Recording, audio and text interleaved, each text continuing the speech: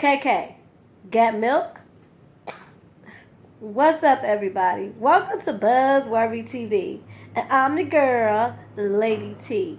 And today we are going to talk about Love and Hip Hop Atlanta Season 5 Reunion Part 1. Y'all, what the hell did I just watch?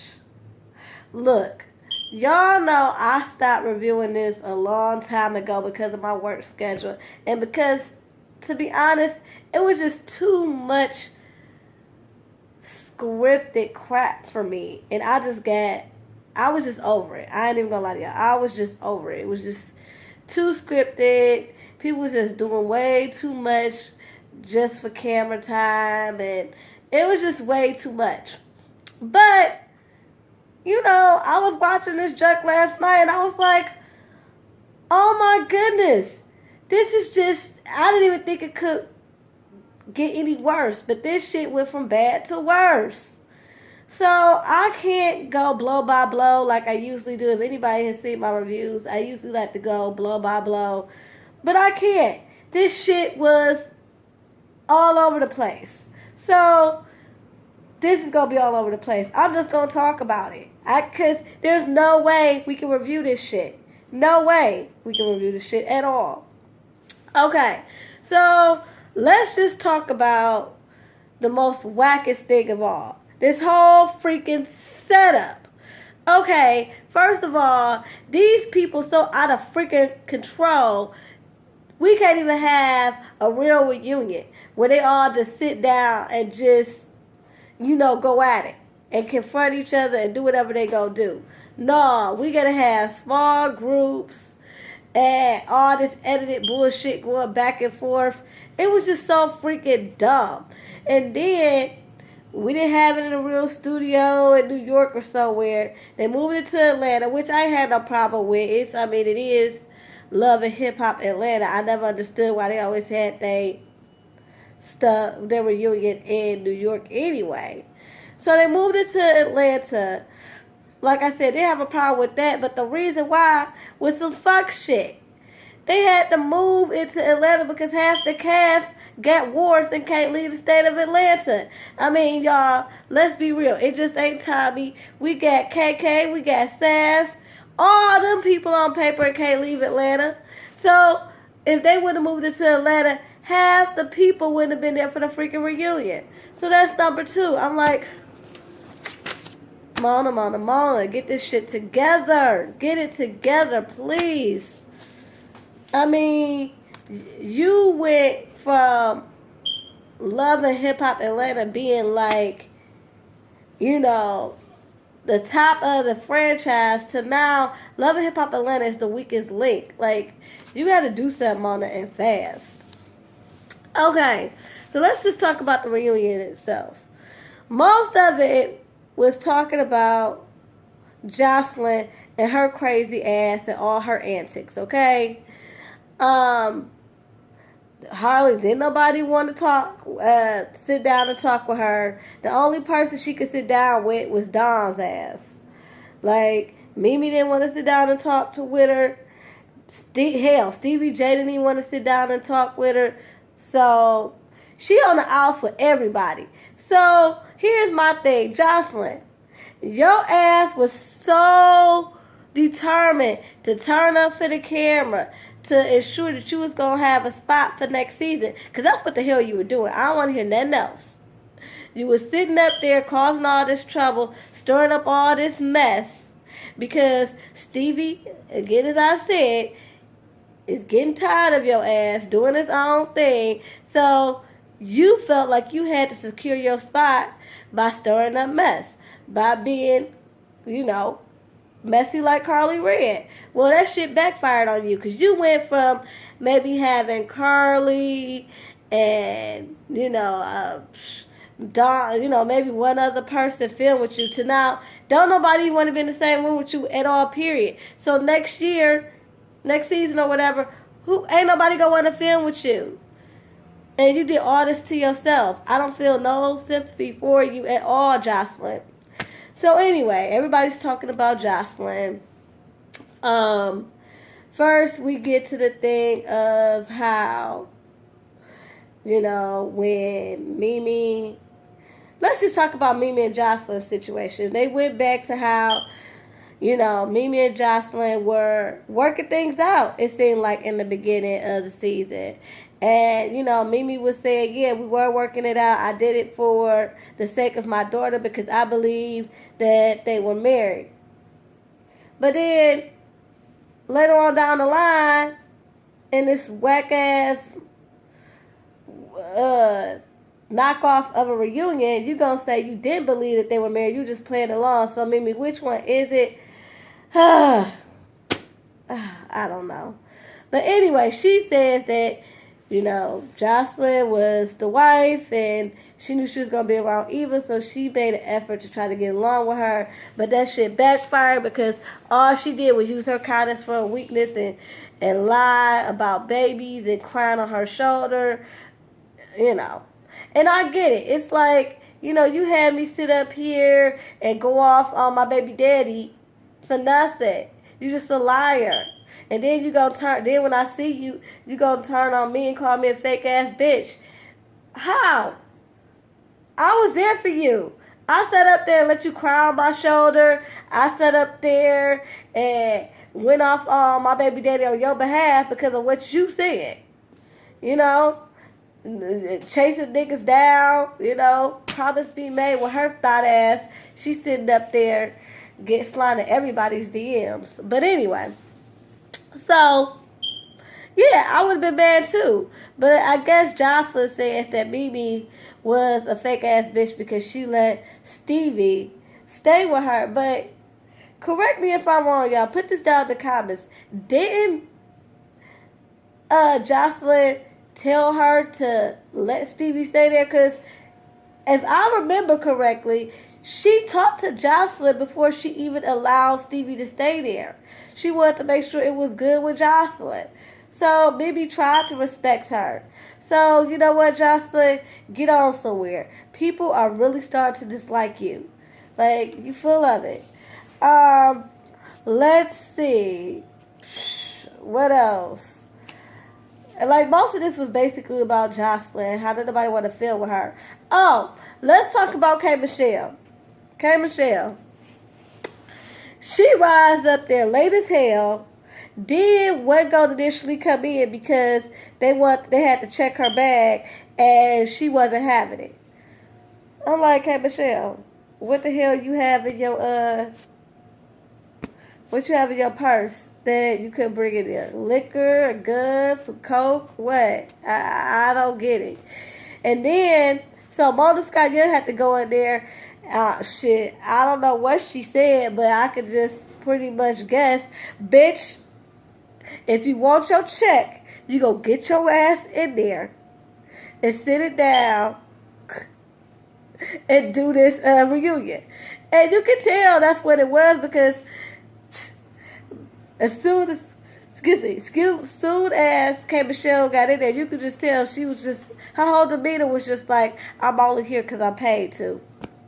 She answered a few little questions, like basically why did she feel like, she had to come back. And basically she said just to show them that, she'd have made it on top.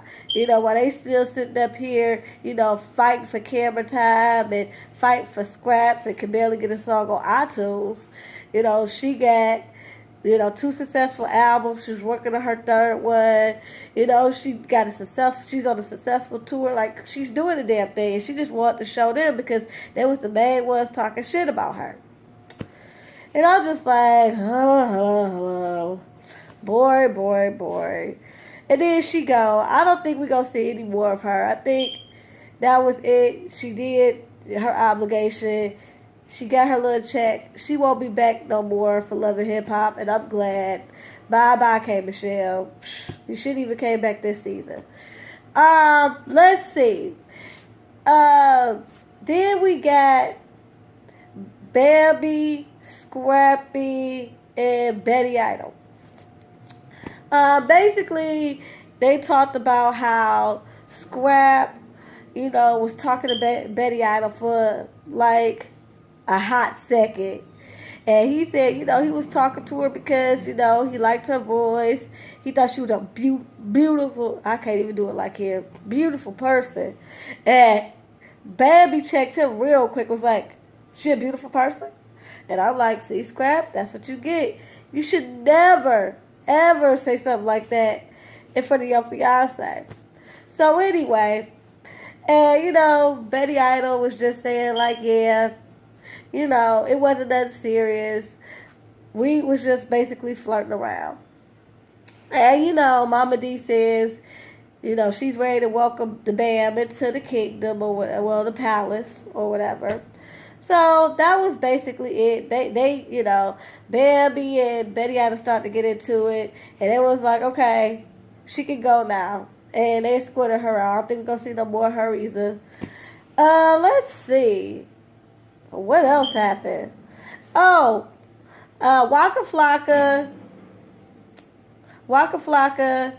and Deb Abney and D. Smith all declined to do the reunion. So as I said before, if they would have moved this shit to Atlanta, we would have barely had a cast to do a reunion. Okay, so they had to hurry up and do that shit. Okay, like I said, half of them declined to come, and the other half is on papers. They can't leave Atlanta. So, but this is the shit that Mona Scott asked for when she sitting up here trying to get all this stuff arranged. Got the King family out here that's just real life criminals. Like I said, Mona, you gotta do better, man. You gotta do better. Even if you gotta start from scratch. And then, then the next day we got Jocelyn.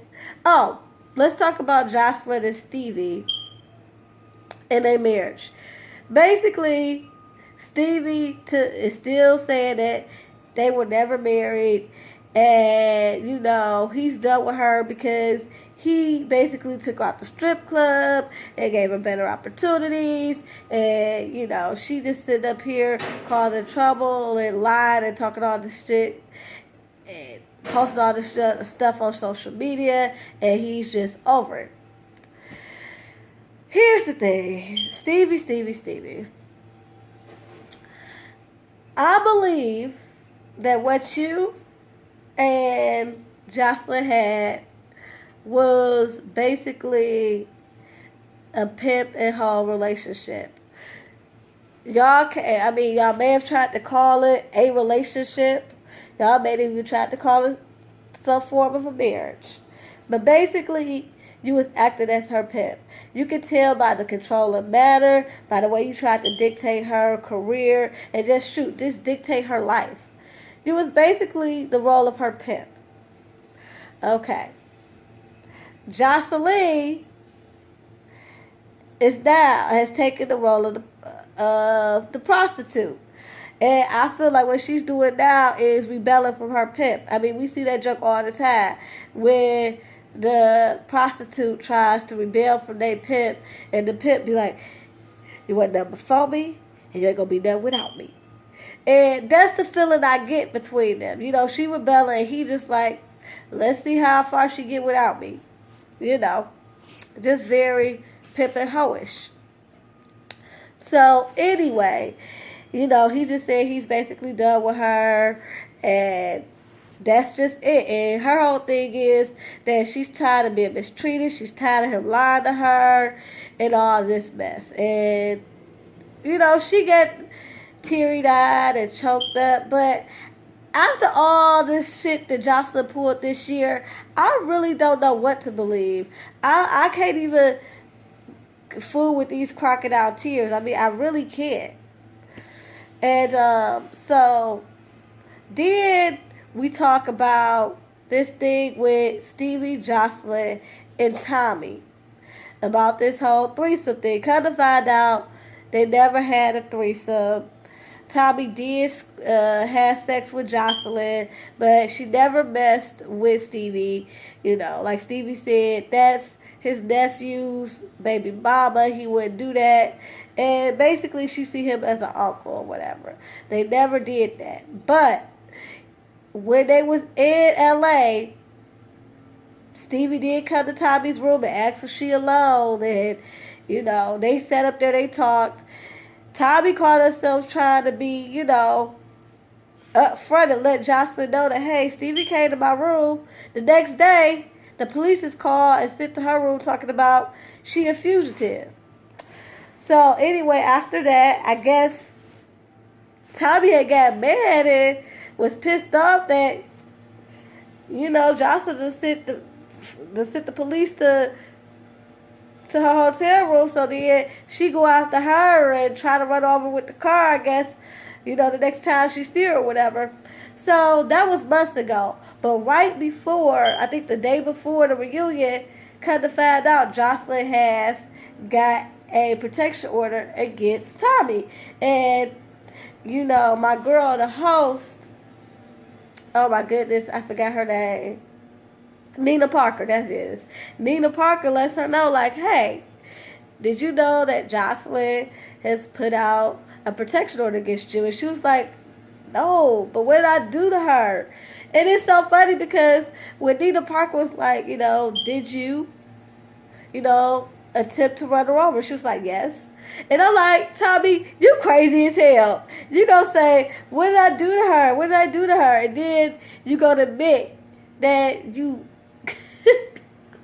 that you tried to run the chick over. Girl, bye.